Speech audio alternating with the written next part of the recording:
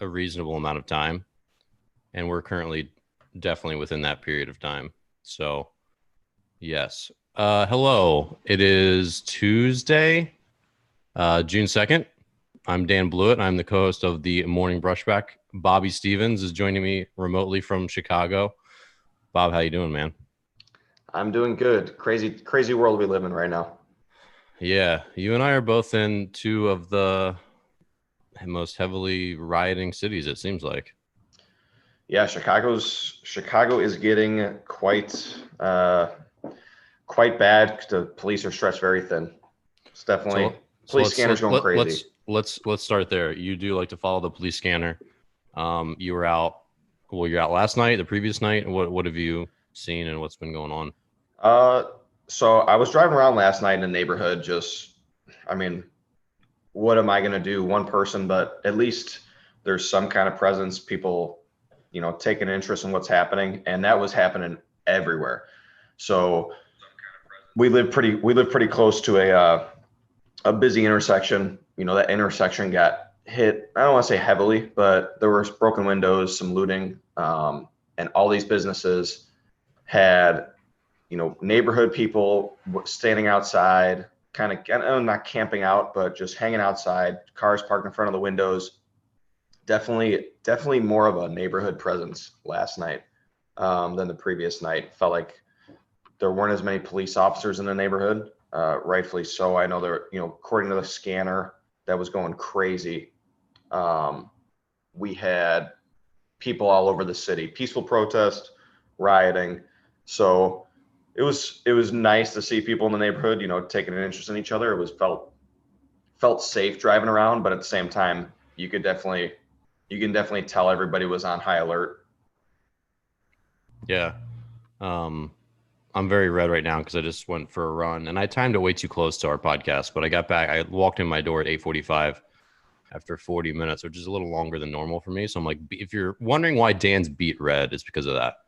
But I wanted to go survey the city a little bit. I live, I guess, as the crow flies, maybe a mile and a half from the White House slash Lafayette Square. Maybe, yeah, that's about right, probably.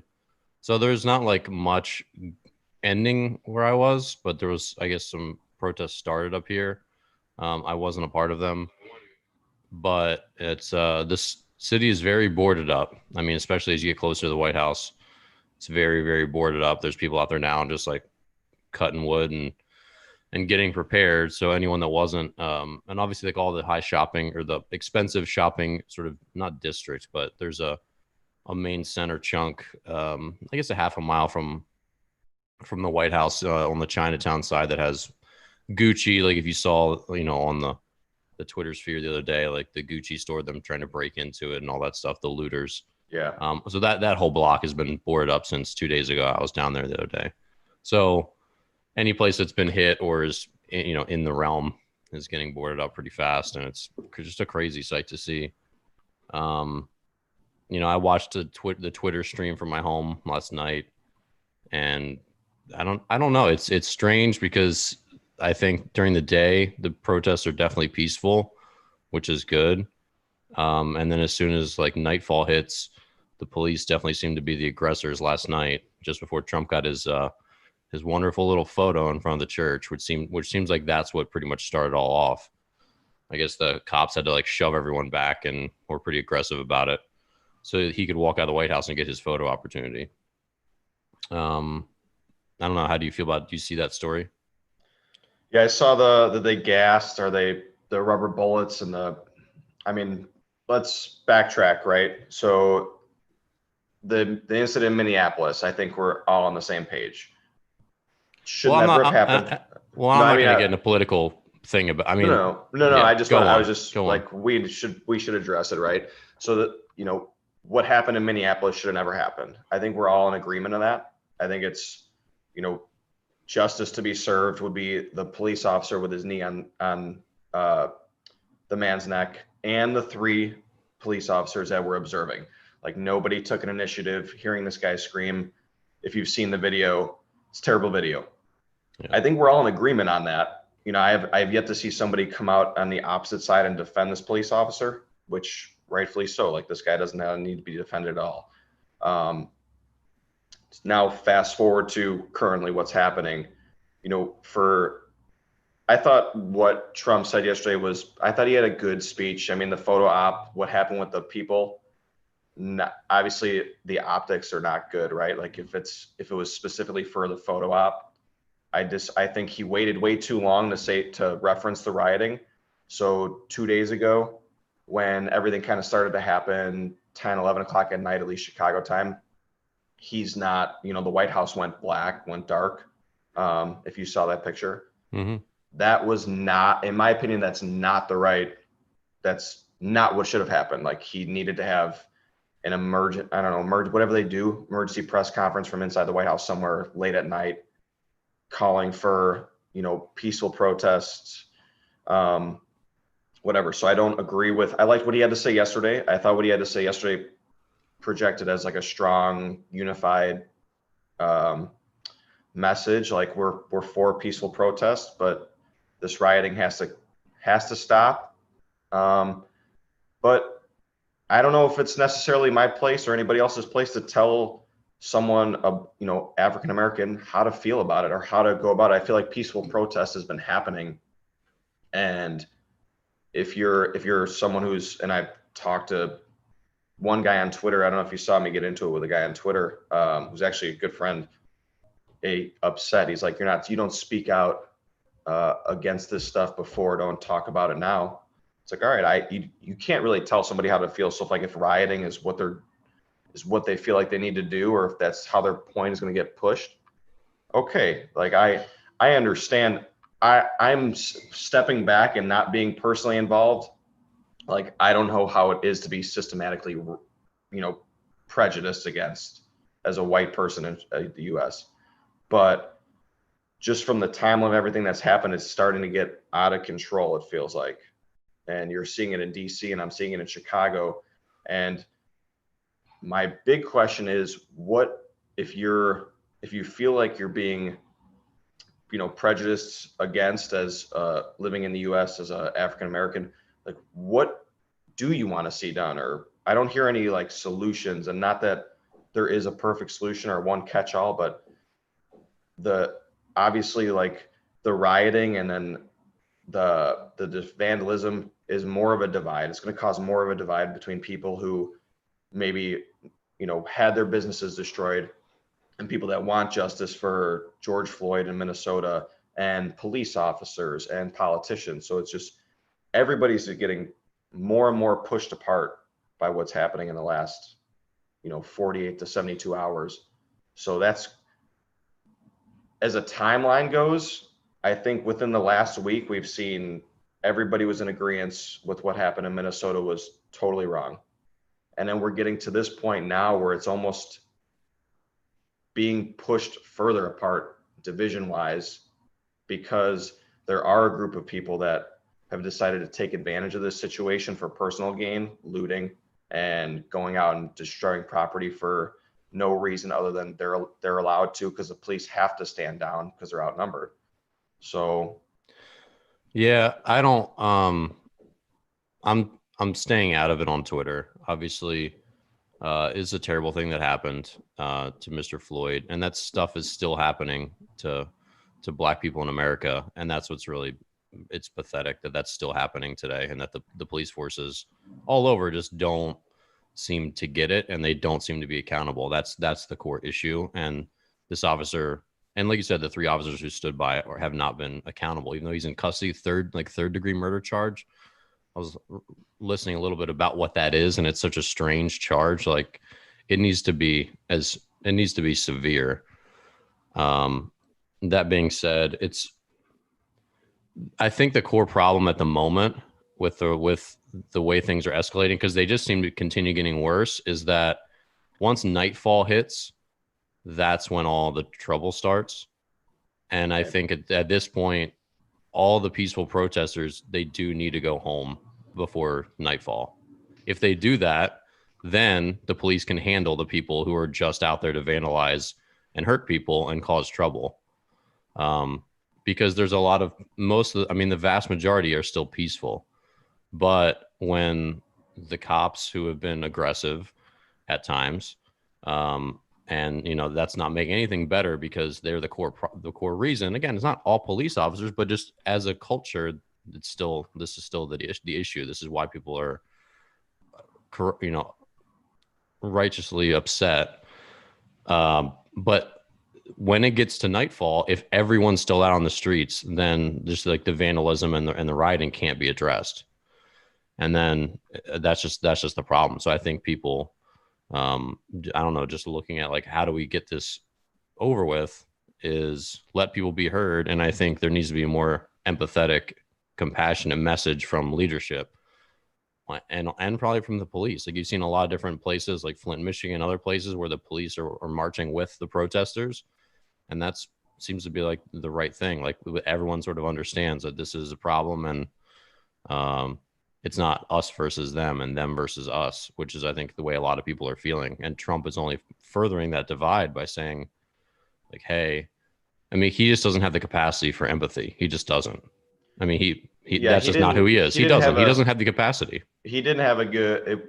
I thought what he said yesterday was quote unquote very presidential. I don't think someone wrote it for him and he read it, which is fine, because that's how all these speeches work, right? With presidents, the tweets jump around because it's not. He's like obviously not just tweeting about what's going on. He's tweeting about Joe Scarborough. He's tweeting about which is nonsense. Like, why is that still happening? Like, why is that still allowed to, like, what is he doing?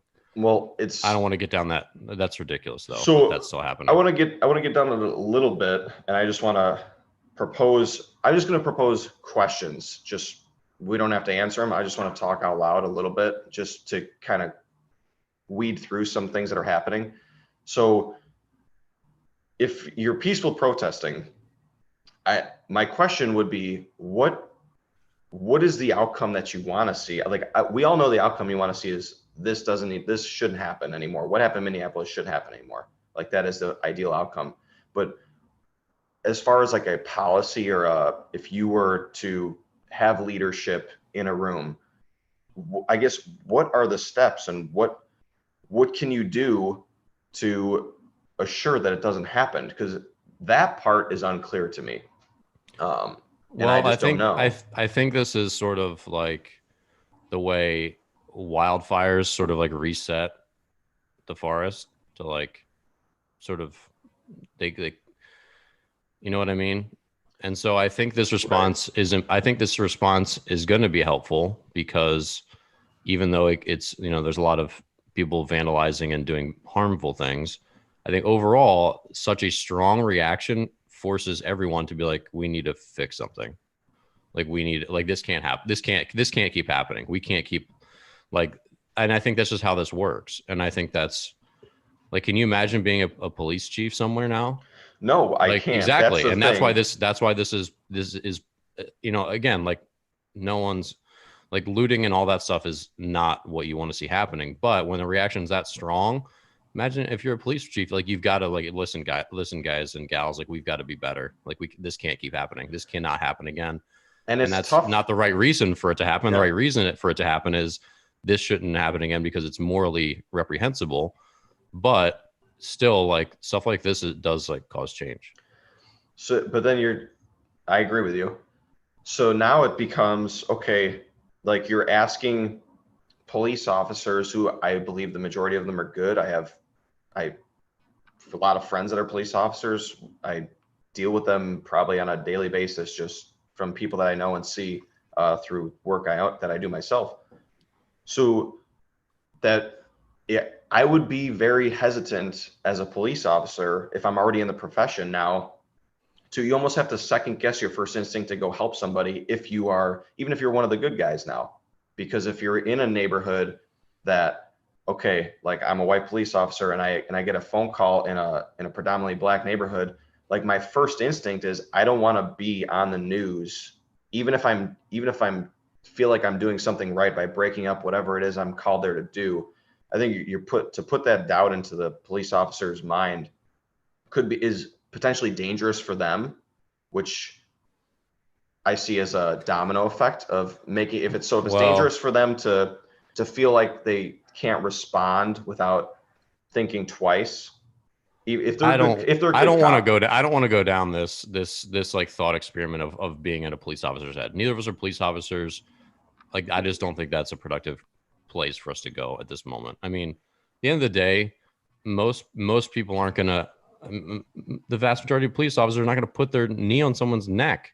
And No, like that's I'm not with you. protocol. Like this guy just is an awful human being. So I mean, I get that the psyche of being a police officer is difficult in general, but like racial profiling is still quite prevalent, and it just needs to be fixed.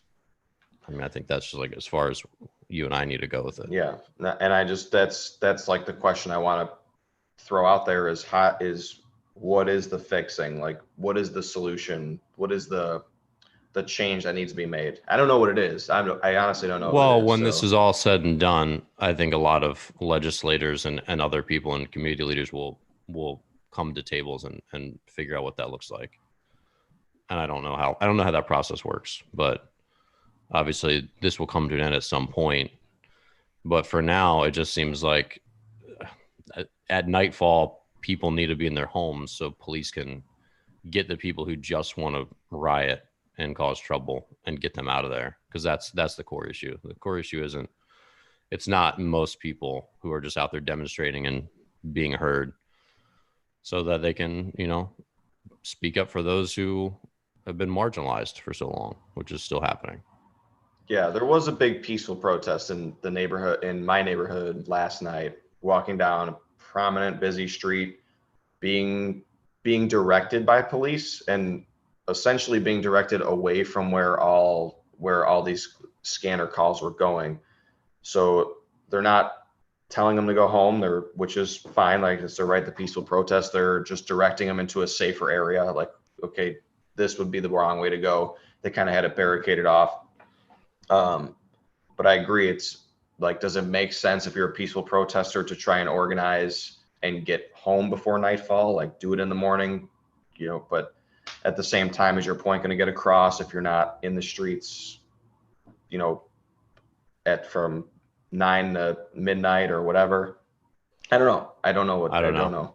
but at some point it's got to start becoming less than it is at the moment, and it's getting worse, and people are going to start getting hurt because someone at some point is going to start shooting real bullets, whether it's one of these like anarchists who are floating around, or and then it's going to get really messy, and that's what's scary, and that stuff is happening after nightfall, you When know. you're, yeah, and then I mean, just in Chicago alone, so there's a Walmart on the south side. So on the south side, in the predominantly black neighborhood, there's a Walmart that was looted, destroyed, and I saw a woman interviewed on the news, and also my wife is friends with one of her coworkers who lives down that area, and the word coming from the Walmart is that they're not going to reopen now. They're not going to reopen the business down there. They're going to move the business somewhere else. That is what's coming out from this Walmart, and that's having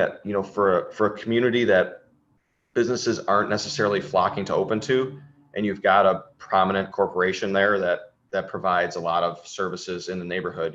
Walmart's got everything: eye doctor, eye doctor, groceries, essentials. They're not going to reopen in that neighborhood now. Now, what's that going to do to that neighborhood? So, like, the looting and the rioting is counterproductive in that sense, where you're going to the neighborhoods of the people that have been prejudiced against for hundreds of years, and you're destroying businesses there, and it's just going to it's going to set that neighborhood back, and it's going to make it harder for that neighborhood to climb back out uh, of everything that's going on and prospering. I Well, mean, that's yeah, just one example in right, yeah, Chicago.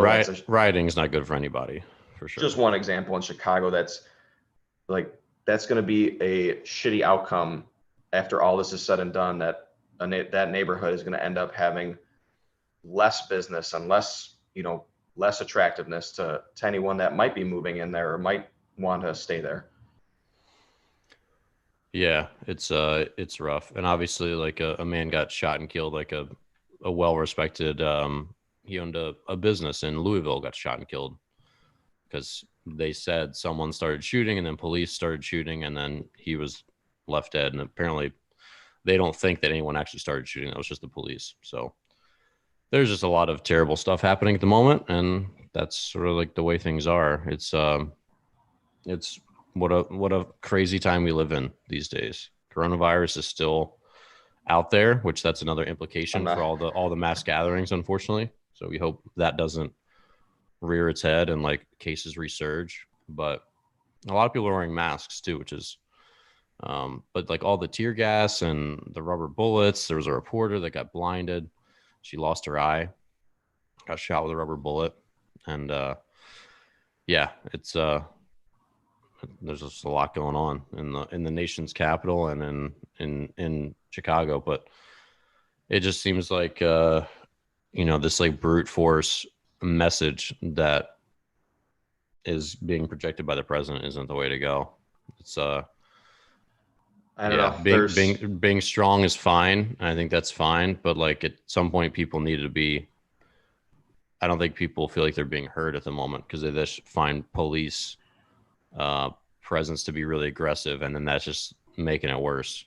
And of course, the social media clips are making it worse and exposing some of it, but also making it worse.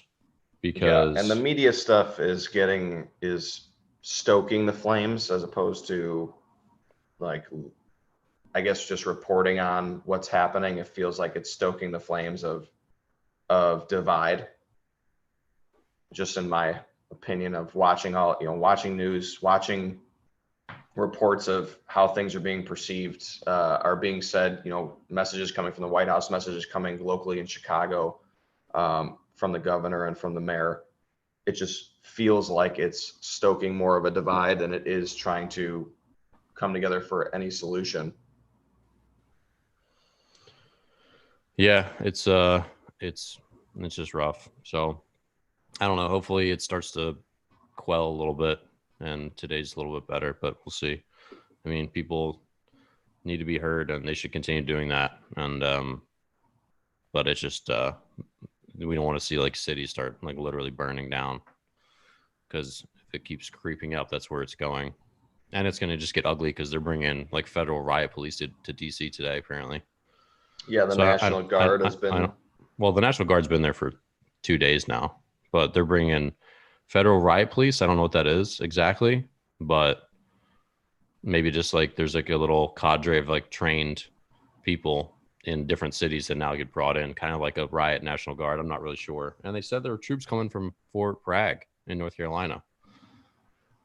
I saw troops have been deployed. I mean, I drove coming home from yesterday. I drove past the Illinois National Guard, which is located in Chicago, at least one of their bases, and just tanks. They're like mini tanks outside. Their trucks outside. Yeah. Everything pretty much ready to go. And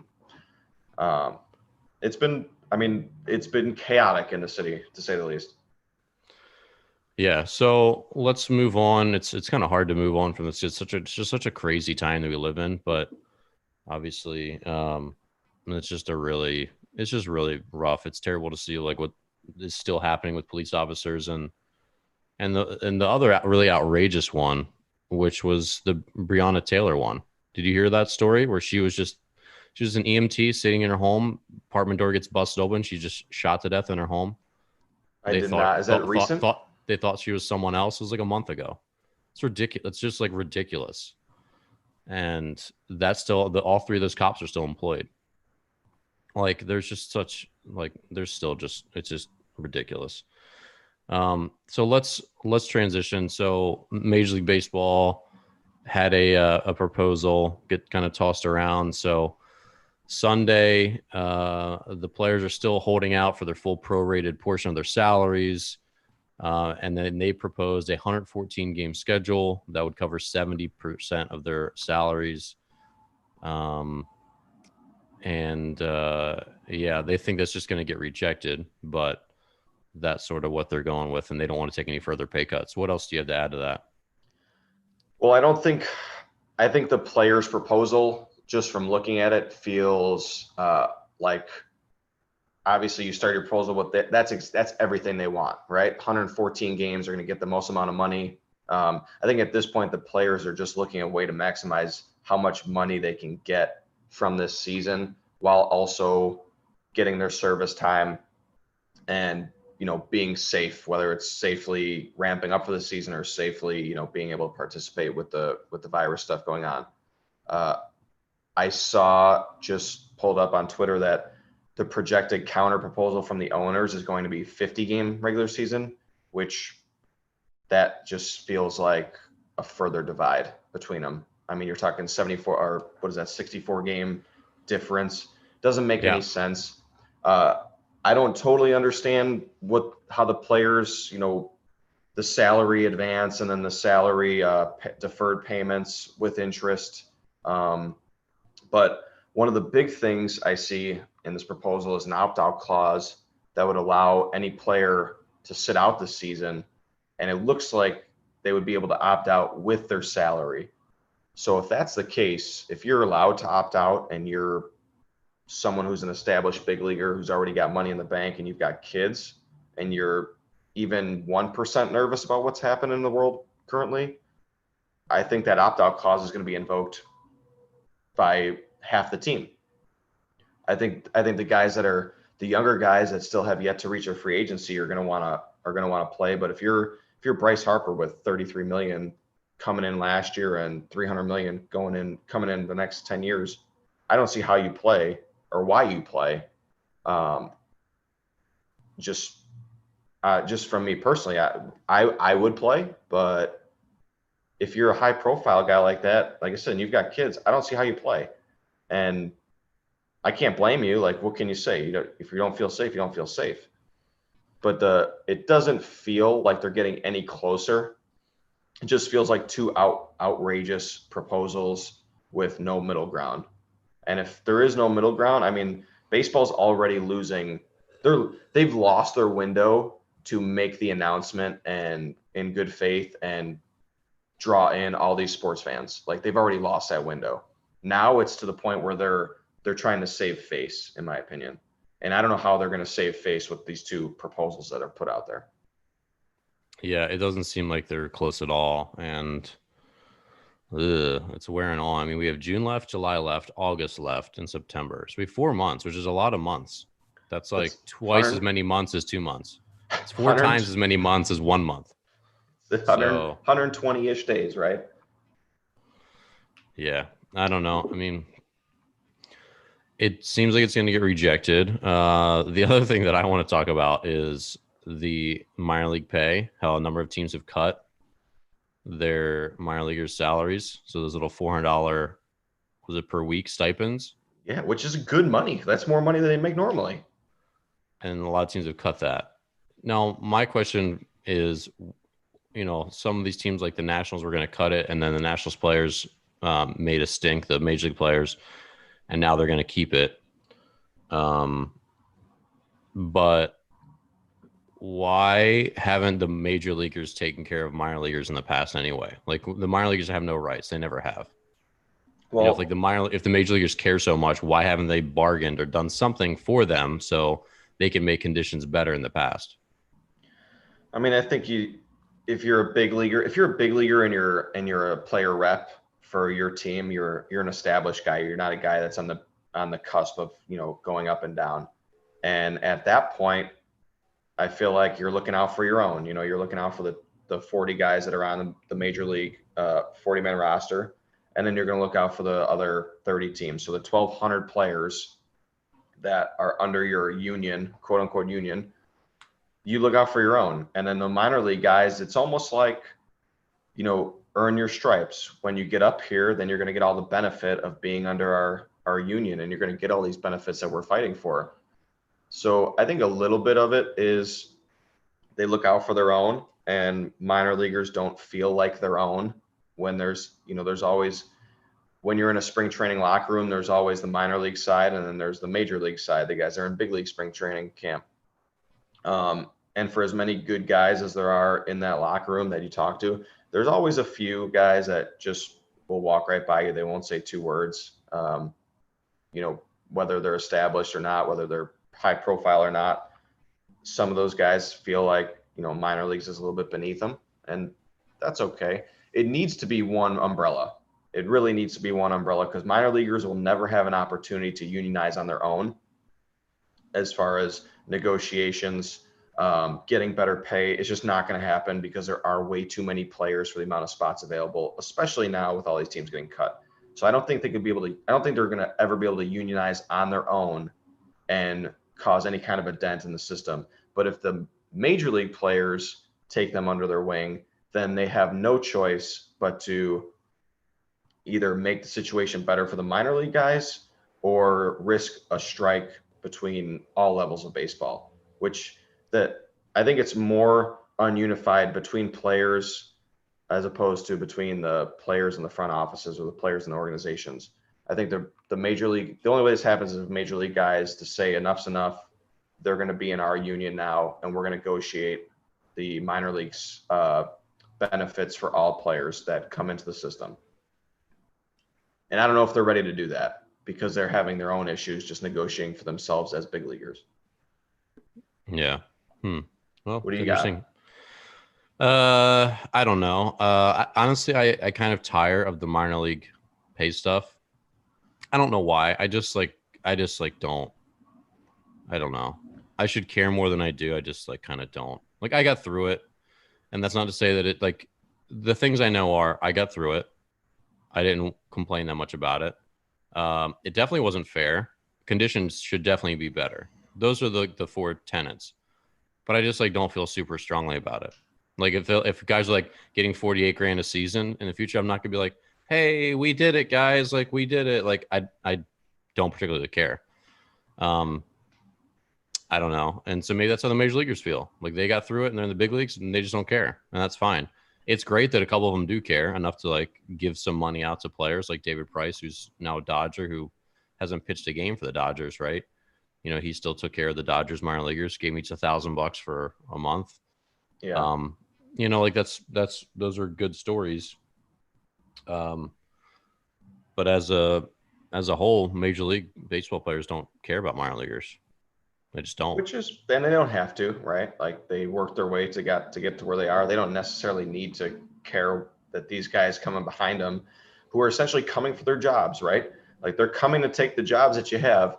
So some of them may feel a little threatened. Mike Trouts of the world aren't going to feel threatened, but the guys that are on the bottom of the totem pole, they're going to feel a little threatened by guys coming up and guys having an opportunity to only, have it better than they had it and a little bit easier route for them to get to the big leagues.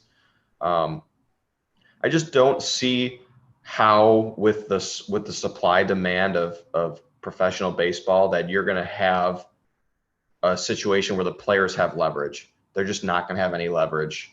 You want $5,000 a month. Okay, well, this kid will play for $800. So we're just going to take this kid. It doesn't matter how talented you are at this point. It does matter how talented you are. It matters a lot. But there's still a wide spectrum. There's still a wide spectrum of abilities in the minor leagues. But for a small percentage of guys, it matters, because for the most part, if you got 25-man rosters, 20 of those guys are not viewed as prospects or even potential big leaguers.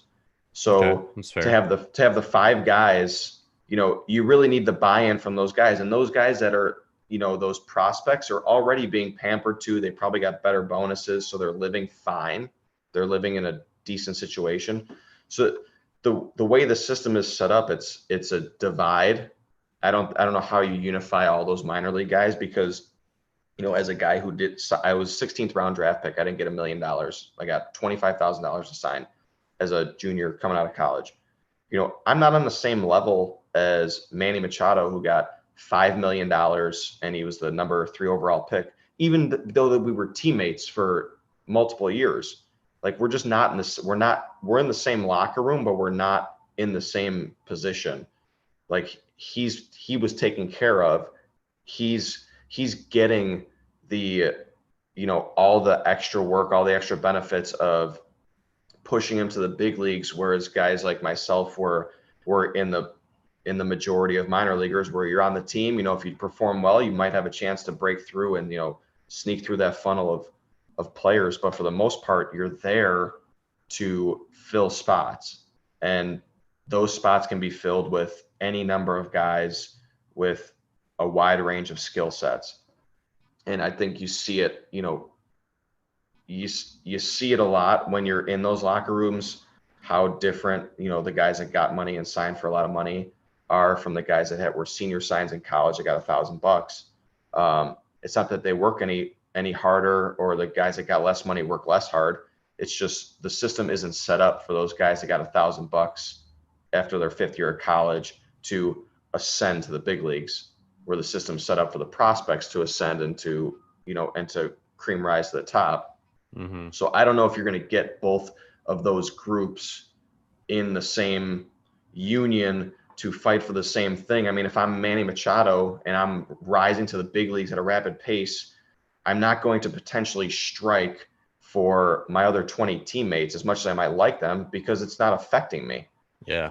So I don't know if it doesn't come from the top in the big league union, I don't know how the minor leagues can unionize successfully.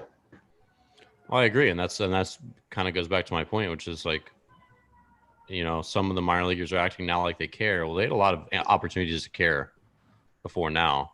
Major leaguers, you mean, right? Yeah, Major leaguers. Mm-hmm. Yeah, it's just, they just haven't. And okay, but yeah, I agree. I mean, it's such a tiny amount of money that when you think like that, of all things they could cut, that's what they're cutting. I know. Yeah. It's such a tiny amount of money, like a laughable amount of money compared to the amount of money they piss away on, guys that didn't pan out. Like, oh, let's give this guy. This guy was a, rookie of the year candidate 5 years ago, hurt his arm, bounced back, couldn't hack it, been out of baseball for 2 years, but he looks good now. We'll give him $1 million. Yeah. And so I you think still hear me? I can still hear you. They'll take a chance on guys like that and give them $1 million, knowing they have a huge upside, but $1 million like funds their entire minor league salaries for a year, probably more than that. And so no doubt. It's I don't know, it's weird. So it's like all these things that you can. Maybe this is what it takes for them to care about it, but they also had ample opportunities to care about these players for many, many years and just never did. So I think it's going to come. I think it's going to come from an agent. I think an agent a good agent who has talent, like a good crop of talented players, coming into a draft, has an opportunity to negotiate a contract similar to like Bryce Harper's contract. So Bryce Harper's contract, when he after he was drafted, was a major league deal. So the benefit of keeping him in the minor leagues for service time, there was none for the Nationals. You with me, Dan? Just trying to troubleshoot these noises that are probably coming through. I just got some noise there. So the minute Bryce Harper signed his contract, right? The minute he signed his contract, there was no service time issue because he signed a major league deal. So for those listening that don't know what service time is, if you're a normal minor leaguer, you make it to the big leagues, you have to have a certain amount of service time before you hit your free agent year. Okay. Bryce Harper did not have to do that. That's why guys like Chris Bryant and Yoan Moncada are kept in the minor leagues for the first 3 weeks of the major league season and then brought up, because the team gets an extra year of control on the back end of their contract. So it's confusing for those that don't follow baseball, but for people that follow baseball, you understand what I'm talking about. Now, what that is control for the team. Now, when you're in the minor leagues, the team controls you on your original contract for 7 years. So if you're not released by that team, you have no negotiating power. Okay. You have no outlet to go play somewhere else. You either have to ask for your release, which if you ask for your release, that's basically being blackballed in affiliated baseball. Okay. Teams see that. There's very few guys that ask for their release and then land on their feet and get to another affiliated team and it works out for them. It's just not how teams work. Like it's not collusion, but teams know that, okay, this kid's asking for his release. Why didn't he like the situation he was in? Like he had a good situation. He was a prospect, whatever. So I think an agent has an opportunity to come in and say, okay, you're gonna sign this guy. Well, he only wants he wants a year-to-year minor league deal. And that might not work out for the guy who might have one bad year and he doesn't have the fallback of he's under contract. But if he has a really good year and the team screws with him, he can shop around. And maybe he can go to if he's in the Yankees system behind Jeter, he can go to the Marlins who've got nobody at shortstop, and he can sign there and he can year to year it. But the 7-year deal that minor leaguers signed that I was under and everybody else that I knew was under, that does not lend you to any leverage or being able to, like, I was stuck with the Orioles for better or for worse, regardless of how I played or my feelings or how they treated me. I was stuck there. And yeah, and that's the big complaint, is that, like, where else is that how it is in labor? Like, you get a job with Johnny Pencil Pusher Incorporated, and good you company. don't like the job, you can go somewhere else. Like, you can go work as a graphic designer for some other firm. But in minor league baseball, you're just held hostage, and you don't have an option. You can't not sign their contract. You're under club control for 6 or 7 years, whatever you said it was. I thought it was 6, but maybe it's 6. it. I mean, either way, I'm pretty sure it's 6. It's longer. It's your and minor league go elsewhere. life. Yeah, they can't go elsewhere. And it can affect your career. Like you said, if you're a minor leaguer and you're a shortstop and Derek Jeter's in his 10th season, like, you're never going to the major leagues. No. And I played, so I use that example because I played in the minor leagues for a guy like that. He was the AAA backup for Derek Jeter for years. Like, this guy's a big league quality shortstop by all accounts, who's behind arguably one of the best shortstops ever, just numbers wise. So what do you do if you're that guy?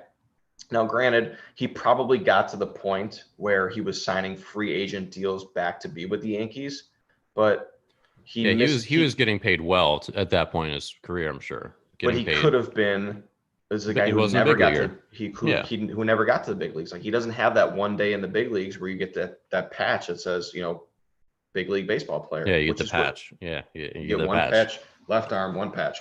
Yeah. Stitching. Yeah.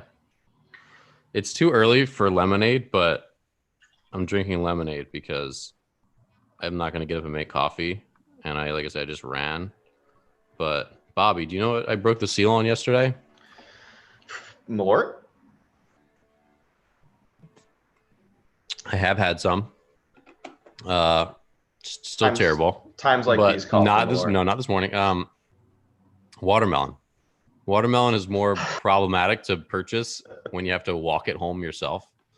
It's extreme. Obviously, they're heavy and just voluminous. They're just they take up their own reusable shopping bag. So I think I can't just like willy-nilly grab a watermelon when I'm at the grocery store. I have to like plan it out. I think you have more appreciation for the elderly woman with the cart walking down the street when you actually have to carry your own groceries and watermelon home. Like, this woman had it figured out years ago. And there's always one in every neighborhood. She walks to the grocery store, excuse me, she grabs her groceries, she has her little push cart, and you're thinking, what the hell is that thing? But you know what she's got in there? Watermelon.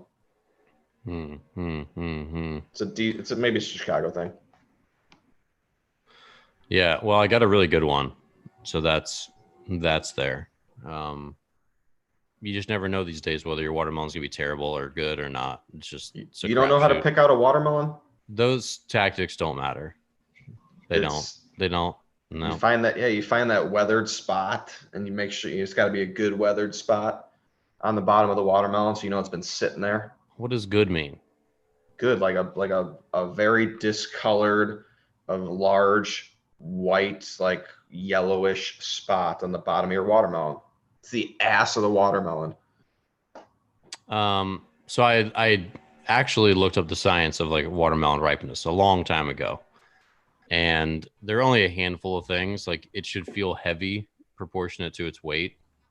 So it shouldn't feel light. It should have a yellow spot underneath it where it's in the ground. Yeah, the ass of the watermelon. Sure. But it should be yellow rather than like pale or white. That's a key. And I think that was relatively it. There's probably a couple other things, but those are the two main things. I just look for, are they heavy? Are they not squishy? If they're squishy, then they're way too old. And do they have a yellow spot? But even then, I mean, I eat a lot of watermelons, like lots and lots, and you follow the same. And that's the thing, I follow the same criteria with all of them pretty much, and it's still a crapshoot. You'd think there'd be some continuity, but there really is some consistency, but there really isn't. Are you a seedless watermelon guy? Well, that's the problem. They're just, yeah, I am. Because who is the time for seeded watermelons?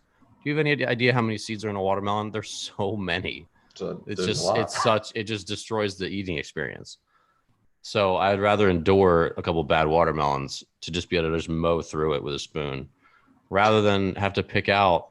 I mean, there's so many seeds in a watermelon. It's crazy. I know this is like modern day problems. You know, back in the day, people ate watermelon. This is people had more time. People didn't have to get back to work, but watermelon's amazing. So this is a huge first world problem. Your seeded watermelon controversy. Well, it's the same thing with all agriculturally grown food now.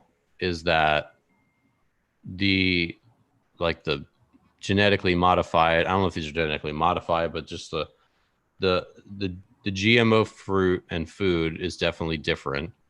Again, I'm not saying that this is one of those things. And then the other thing is the way they're grown agriculturally on these huge farms with like poor quality soil now that gets used over and over, and like less just like natural fertilizer in the soil. Yeah.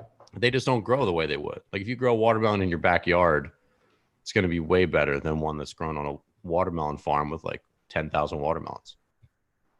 You know, because these are facts. These are facts. I mean, you are what you eat, whether you're a human or a watermelon or a strawberry or, you know, a antelope. Like you are what you eat. And that's the thing. Like the biggest thing I've noticed is as a kid, strawberries were good. Like I liked eating strawberries. I have not liked eating strawberries in like 5 years because most of them are just like kind of bitter. Like most of them are not very good. And that's just the same thing. It's going back to agriculture, how the way they're grown. They lack like sweetness. Like the vast majority of strawberries are pretty not great.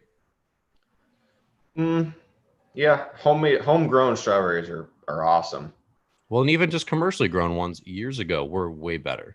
And now I just I'm like picking through them and they're just most of them are a little bit bitter and they're just nothing compared to like farmers market ones or the ones that I ate when I was a kid. It's just a clear change. Same thing with like fruits like peaches. It's hard to find good peaches in a grocery store. They get all hard and then they're hard and then they ripen really quick. And then some of them just like never seem to ripen, which is a really strange phenomenon. The best place to get peaches again is like from someone's tree or just like a little local orchard. And then they're incredible. Peaches are like one of the best fruits when they're good, but they're often so bad and hard and like they ripen strange. It's the same thing. They're being grown all year everywhere. It reminds me that Seinfeld where there's the peaches that are only good for 2 weeks out of the year that Kramer loves. They're from like, I don't know, Washington, the Mackinac peaches. But yeah, I agree with you. Farmers markets, you're looking for a new place to live, you choose a home next to a good farmers market. Because farmers market makes you feel like you go there, you're supporting the community. There's people there that actually care about what they're growing, and you get really, really good produce. You get really, really good meat. It's like if we go to a lot of farmers markets just on the weekends just to shop in the summer, and you get so much more for like quality. Just everything there is quality over quantity. And I don't know. I didn't know we were gonna get on the farmers markets. I would have brought some more notes, but farmers markets also sometimes sell like fruit with stickers on it though. That's what I don't understand sometimes. A lot of times when you go to these slightly bigger farmers markets, you've got like a basket of peaches with like stickers on them. I'm like, what? Did you just get these at the grocery store? I don't understand. Went to the local, and they're doubling the price. I'm paying for the convenience. I mean, I saw that a lot where I used to live in Illinois, and I don't know why that was a thing, but it was like cleared a lot of different stands. They didn't grow some of this fruit, and I was like, I don't understand what's happening. Like, where's all the ugly fruit that's like really lopsided and misshapen and like weird colored, and like you go to a farmer's market to buy ugly. You go there to buy the ugliest vegetables you can find because those are like supposed to be good, right? I thought that's like the move. They're the outcast vegetables. They don't come for the ugly vegetables. Stay for the kombucha. The really expensive meat. Yeah. The meat's actually not that expensive at some of these farmers markets. Depends who you go to. Debatable. I mean, I have no issue with farmers markets whatsoever, but I just remember being confused in the past, seeing some of these that just like I said, had clearly commercially grown fruit. It's like, I don't understand. But yeah, there's a good farmers market like a mile from me here in DC that hopefully I mean, it'll be back up on Sunday. But yeah, Bobby, do you see what's over my other shoulder? Is that a fern? No, it's just another plant. I've had that one. It's been lurking elsewhere in my place, but I finally have my custom pot being delivered this week, so it might arrive by Friday. Your green thumb is just unbelievable right now. Well, I'm not sure that one will stay there because it kind of covers up the lowest shelf, but so there might be some reorganization. Maybe that big guy will go over there. I need like a little table for it, but you've got a nice you got a nice little background. You got plants. Yeah, I worked hard. I worked hard for my background. These things don't come cheaply and easily. Like got my little acoustic tiles. Got my acoustic tiles. I got my little corner shelf. Like we're moving. We're gonna be moving pretty soon, and I'm in a bunker right now. Like this is a nice this color on the wall here is called passive. It's a nice color, but I could use some decoration. I mean, yeah, you got nothing. Like a lamp or something. I don't know. Well, you're really close to your wall. That's the problem. Well, if you could be here, I'm butted between the wall and the bed in the spare bedroom. So this is quote unquote my office currently, since we're all working from home. So I could sit on the bed, but there's a lot of crap on it. So I turned the computer and now I'm here. I'm in my office. I'm in the lair. Okay. Well, you just need some room behind you. I need some decoration. I do have your headband. That's key. You got your headband on. Dan, riots are going on. You have to, look the part. Dress for the job you want. You look like a pirate. You skateboards a lot. I did want to ask you something because it came out. I saw it yesterday that so 3 Division I programs, 2 of them cut their program for baseball. Furman, Bowling Green State University, and Chicago State that we've talked about previously is on the fence. They'll be making their decision here in 3 weeks or so. So it came out yesterday that Bowling Green State now has left the door open for their program to come back. What does that mean? I have mixed feelings. What do you mean leave the door open? What does that mean?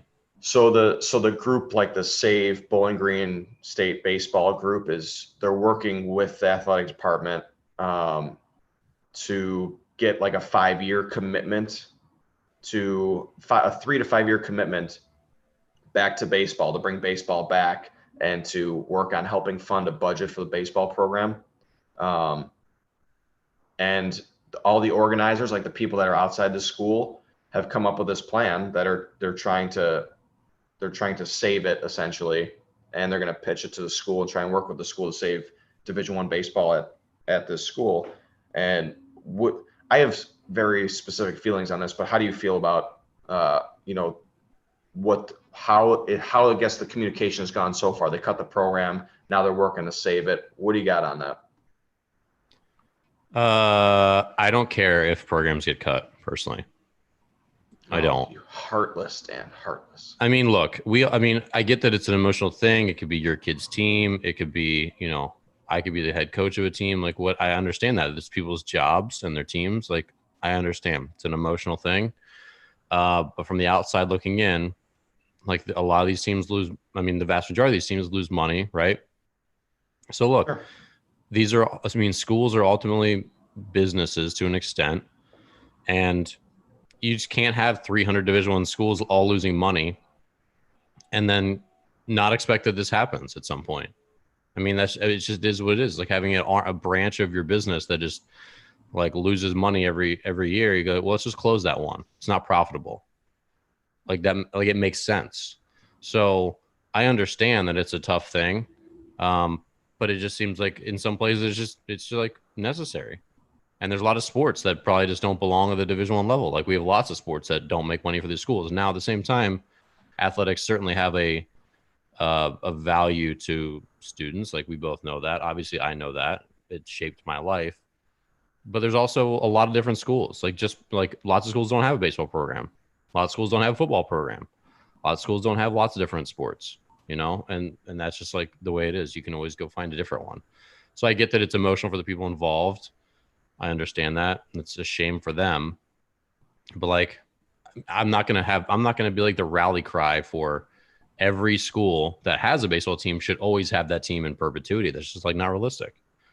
But my thing also is that these colleges, which this is something that if you listen to some of these other business podcasts, like Scott Galloway, this guy on the Pivot podcast, and he has his own podcast called Prof G. He's like very prominent in the business world right now, speaking out against WeWork formerly, and he was really integral about them sort of like their IPO getting pulled, and now he's speaking out against colleges, and he's a professor at NYU, and he's like, look, these colleges tenure all these professors who don't do that much anymore, and they make $200K a year. We have way too many administrators. Like there's a lot of bloat for a lot of these colleges. There's just like people on staff that just don't need to be on staff. Definitely. You know, tenured professors who aren't working very hard, who don't deserve that money anymore. And he's like, look, these universities are going to bleed kids. They're going to lose a lot of money. And so on the other side, you could say, okay, yeah, we could cut 2 tenured professors who maybe aren't pushing the envelope academically anymore, who maybe aren't worth what we're paying them, and we can bring baseball back. That seems like a worthwhile trade-off if you're looking for money to save a program. So those are my 2 sides of it. But I mean, when a program loses all this money every year, like you can like cry about it. Like I get it. I understand. I really do. But at the end of the day, like that, it is what it is. Like you wouldn't expect someone to, like, if I owned a business and I'm losing 75 grand every year, no, Dan, you got to keep it up because like I need to come through your business doors. Like, well, I lose 75 grand every year, so I'm going to close. Yeah. I mean, I just feels I agree with you. My feeling is that it's disingenuous on these universities in part. What does that mean? I think it's, you know, if you're going to cut the program, then you cut the program. And I understand that these people, like they've raised, what's this number here? $1.46 million to save the program so far, which is incredible. Like that's a lot of money. That's a lot of money. You would hope that, you know, they would have tried to continually raise money previous to this, not just because the program folded, but anybody that takes that job or the coach that's still there, if he ends up keeping that job, I mean, there's no way to be successful in that position anymore. Like the minute they cut the program was the minute that that program ceased to ever be successful. How can you commit kids? How can you get kids to come to that program recruiting wise and sit in their living room and tell them like, hey, this program's going to be around for the duration of your college career. Yeah. It's just it's impossible to do that. And if you're a parent, you're going to have, you know, the large reservations on sending your kid to a school that has once cut baseball and potentially will cut baseball again. It's just I think you're handcuffing. I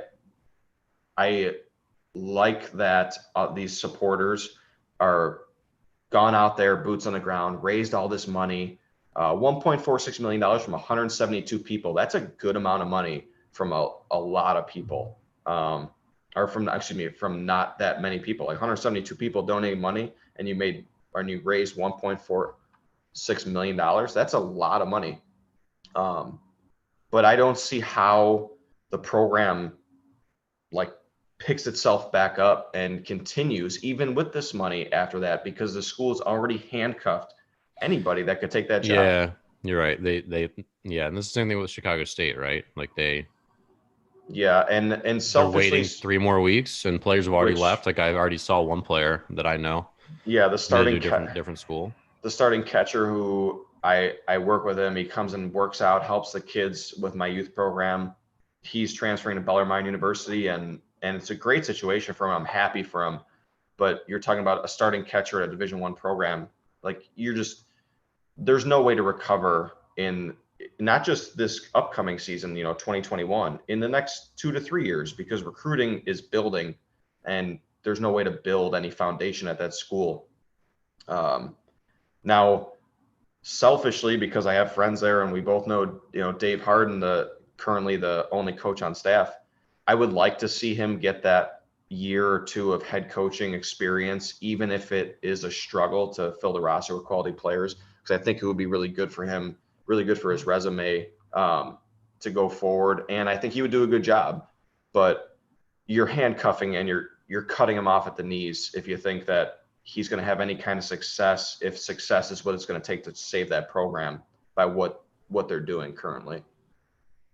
Yeah. I mean, obviously, like I said, obviously both of us want to see people get what they signed up for and their teams continue on. And like Dave to get his chances as a head coach, like we both agree that'd be great in his best interest. But yeah, I just like I said, in my mind, all these teams and they're just like little mini businesses, True. And businesses go out of business every year. That happens every day. There's a lot more now, unfortunately, because of COVID, but every year people give it a shot and sometimes it doesn't work. Like my own, baseball academy business, we sold it last August, but we were never like wildly profitable. They're hard businesses to make money in, right? Like no one in the baseball academy industry, at least very, very few, are like making a really like, man, I've taken home tons and tons of cash from my baseball academy business. It's just like not how the industry is. And like, we get that. So some of those don't make it. That's just how it goes. So I don't know. That's sort of my feeling about it. Like I said, people that want to continue to play, they'll find a place to land on their feet or they won't, and that's why I don't understand. Like, okay, Bowling Green, they're raising a ton of money. Like, why? It's just one baseball program. Like, I get it, but like, why? So you have your 250 fans come to Bowling Green games? Like, who goes to watch Bowling Green games? Yeah, it feels like a little, too little, too late. It's kind of like that, the restaurant in your neighborhood, like, oh, that place was really good. It's going out of business. Like, oh, well, if you would have went there more often, exactly, it would have been. Yeah. And that's like my thing. It's like people, I think at times don't understand what Division I baseball looks like. It looks like a nice field with nice athletes on it playing in front of 100 people. That's what Division I baseball looks like for the vast majority of teams. It does not look like LSU. It does not look like Auburn. It does not look like USC, where it looks like more like a minor league game where they have 2,000 fans there. It's not what Division I baseball is. Even like good schools like University of Maryland, which is, local to here. You go to a University of Maryland game, there's like 300 people there, maybe. And that's good baseball, right? So like you said, if you really love that restaurant, you should have gone there all the time. Like, again, that's why I don't understand. Like, okay, Bowling Green's raising $1.5 million for what? So those 200 people can go back to the games, and 25 players have a place to play, which they could find a place to play otherwise. Sure, somebody will find, maybe not Division I, but those kids will have places to play, definitely. And maybe it's the same thing as before. Maybe if there's not 300 Division I baseball programs, maybe if there's only 150. Maybe a lot more people go to those games, but also maybe not. I don't know. The economics and just the way college baseball looks is fundamentally different than like minor league and pro baseball. Yeah, and it doesn't have the College World Series itself is popular, but you don't have the the college football. Like, football's popular, one, because you have allegiance to your team, and two, because it's only Saturdays. So you set aside one day a week and you get to watch your football, your team play. And NCAA basketball is popular because, the players on the team, the coaches. They have the NCAA tournament, which is a whole month long of festivities. And for as wildly popular as the College World Series may be when it's on, the lead up to the College World Series isn't even televised. The regionals, the super regionals. Mm-hmm. So you only tune in because it's an event on ESPN. You don't tune in because it's like, oh man, Kent State's making a run. Like, let's watch Kent State baseball. Yeah. No, you don't watch that. Nobody follows it. Yeah. Well, and a good point by the dude on YouTube. He's been he's had a lot of good stuff in the chat today, but he said even 2,000 fans is not enough, which is also true. The thing with college baseball or minor league baseball is it doesn't scale super well. Like suddenly, if you have 2,000 fans at games, you need more bathrooms, you need a bigger facility, right? You need I'm thinking like any of our alma mater. If suddenly 2,000 people want to go to Northern Illinois games, they've got to remodel the facility. They've got to have 20 times more staff to handle like all these new things. Like it just becomes like a public facility. Just like the rules completely change, and now it's a $2 million field. Now you have $100,000 a month payroll. Now you need you need all these other people, and it becomes there's not a way to be. And I shouldn't say there's not a way because I don't know the exact ins and outs, but it doesn't scale well. You have to, and then you got to have ticket sales to keep that up. So your team has a bad couple of years, and now you're back to only getting a couple hundred fans a game. Now the baseball team's super bankrupt. Yeah, the frequency of baseball makes it very difficult to scale. When you're, professional baseball, you play every single day, so you're banking on either the same 2,000 people to dedicate their life to showing up every day to watch you, or you're trying to get within 1 week 14,000 random people to show up to your facility. And I think where a lot of baseball's missing the boat is colleges have their own field, professional teams have their own field. There's all a standalone.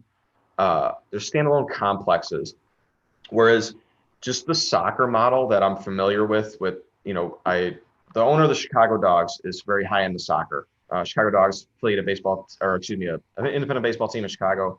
Their owner, I talked to him a decent amount. He is big in the soccer world, and what these MLS teams do is they have their stadium, and then they surround their stadium with youth fields and club teams, and it's like a big soccer community. So if you've got the LA Galaxy or the Chicago Fire MLS team, you've got a community of soccer there. Whereas you've got the Northern Illinois baseball team, UIC baseball team, and then you've got Little League teams, and then you've got the professional teams, and it's not a cohesive unit. And I don't know if it could be, and I don't know what the model looks like, but in theory, it sounds great to have, let's just call it the Chicago Dogs independent team, surrounded by a couple of youth fields with a club team, and it goes all the way down to where you've got like a built-in network of not only fans, but maybe a pipeline to players. I know it doesn't work fluid like that with baseball, but why aren't college teams and some of these minor league teams, some of them do, but why aren't they all teamed up with, one facility to cover costs and I don't know. It feels like there's a better way to do it than they currently have it set up. Well, I mean, yeah, but then it's like, okay, well, in the Chicago area, there's how many colleges that have baseball teams? Like 30, 40, 50? Right. I don't know. There's a ton. You can't have 5 mini baseball fields outside of every college baseball field there. Not to mention it costs $500,000 to build a baseball field, if not more. I don't know what field, just a high school crappy normal baseball field. Yeah, I don't know what the right model. I'm not sure what the right model is. I'm just saying like the soccer model makes sense to me because they're combining everything from the top down.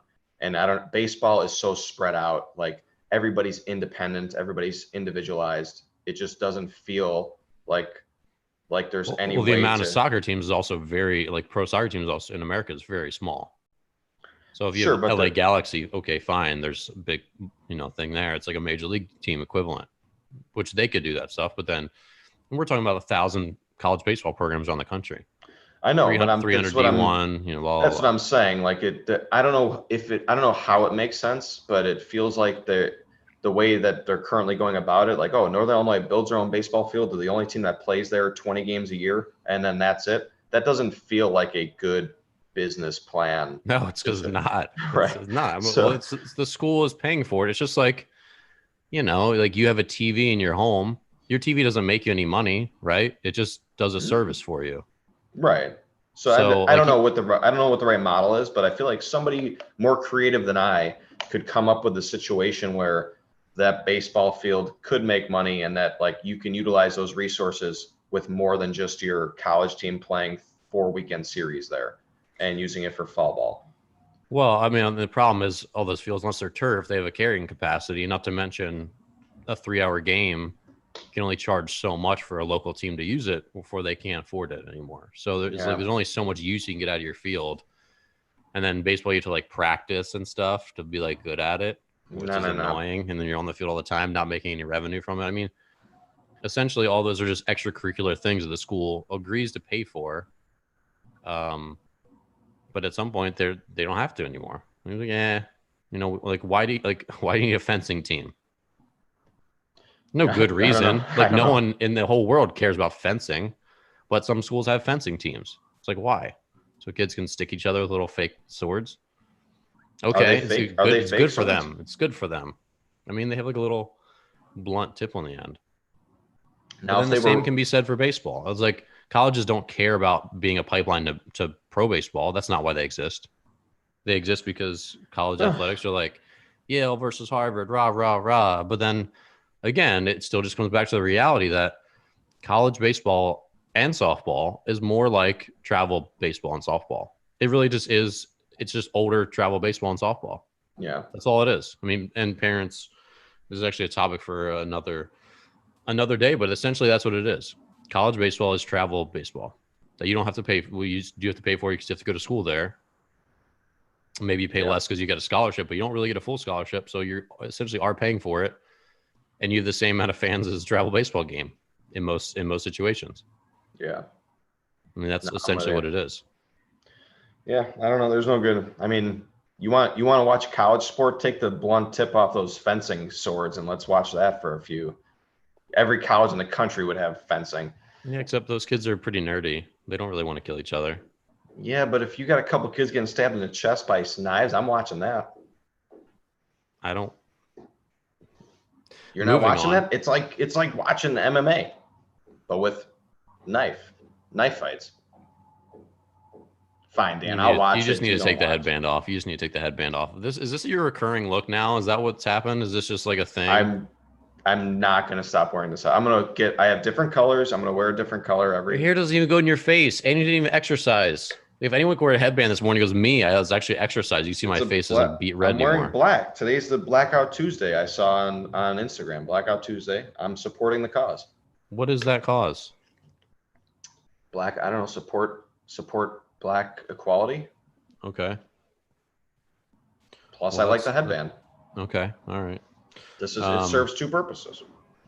All right. Well, there you go. Well, I think that's all we got for today, Bob. But what a crazy world we live in. College baseball programs are going away. Coronavirus, rioting, police brutality. Just like there's just a lot of bad stuff happening. It feels like it's going to get worse before it gets better as well. But on the bright side, there's watermelon. It's summer. The sun's out. Those are all positives. So have a little watermelon for me because it's kind of watermelon season. Maybe that perks you up. Go outside today. It's like kind of overcast here, but I also, while I was jogging, this was my last thought, as I thought it'd be really good for it just like pour rain for a day in a lot of these cities. That'd probably just be helpful. It actually did rain a little bit yesterday in Chicago, not enough to deter anybody, but it was raining in the afternoon. A good downpour at night would probably help some of the looting go away. That would be good, but hopefully it's nice during the day so people can protest, and then it pours at night so the violence doesn't come out. That would be ideal. But